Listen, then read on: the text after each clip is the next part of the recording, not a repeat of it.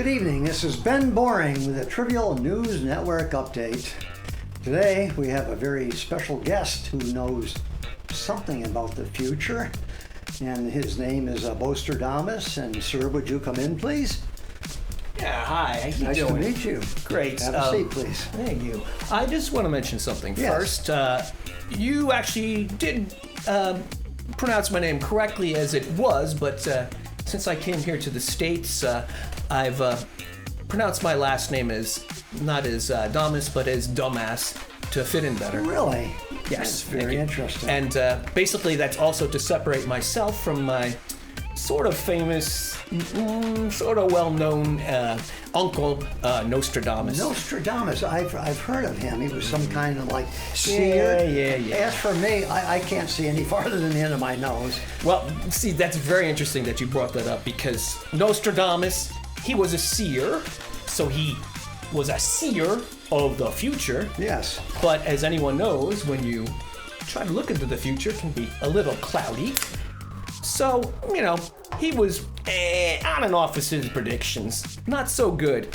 But I have taken all of his methods and I have incorporated into my own much better, much more successful. Very interesting. Which I am not a seer, I am a smeller. Smeller. Yes, so my predictions are on the nose, and everyone should know that the future really stinks. Psychic smelling, I suppose it's a genre all in itself. Yes. Can we ask you some questions that the viewers have sent in? Of course. One viewer wants to know, how can you help us in our lives, and can you recommend any specific techniques to develop our abilities to be able to do what you do and to profit from it? Okay, well, that's a two-part question. First part is that, yes, I can help you, especially if you have $50,000 or more in cash, because I can give you the best financial advice out there. The best investment that you can make is in me, Boaster Dumbass Incorporated. I will take your money and I will go and show you how to live a life of luxury, the finest foods, the best clothing, the fastest cars, the biggest mansions, and if you take good enough notes, you in the future may someday live like me. Wow, and you would be like the perfect example. Yes, but as far as developing your own intuitive mind and predictions, that is something that not everyone can do. You have to be born with it, or you have to at least be able to convince people that you have it and lie and make bogus predictions. In my case, I wasn't related to anyone who could do any of these things. No, I know that already. And that's why I turned out to be this newscaster. Exactly. Next question. Sure. What do you predict for the political future of Mozambique? This is a very hot topic right now. Oh, well, hold on. I'm going to get my smelling abilities of the future. Okay, I smell suntan lotion, cheap beer, and a grade point average of 2.1. Yes, it's all clear.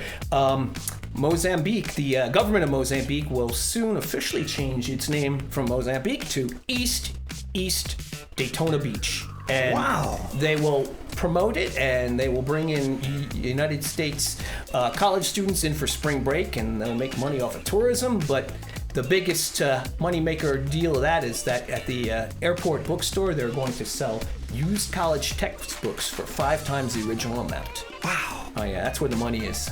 I really appreciate your tremendous insights. I never had any idea that you could do this. Well, it's like I said, there's a smell around every corner.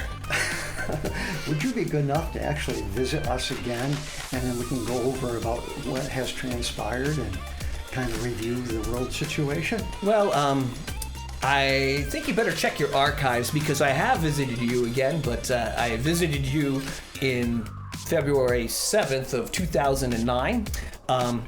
Let me explain.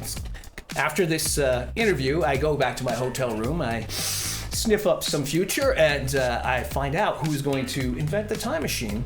And then I wait around for that. I don't want to tell you how long that was. But then when that happens, I ask the inventor, can I take this for a test ride? He says yes. So the first place I go is back to your studio 13 years ago, and we do a follow-up interview, and and it's great. And hold on, I just want to say to Doc Brown, thank you for the ride. That was amazing.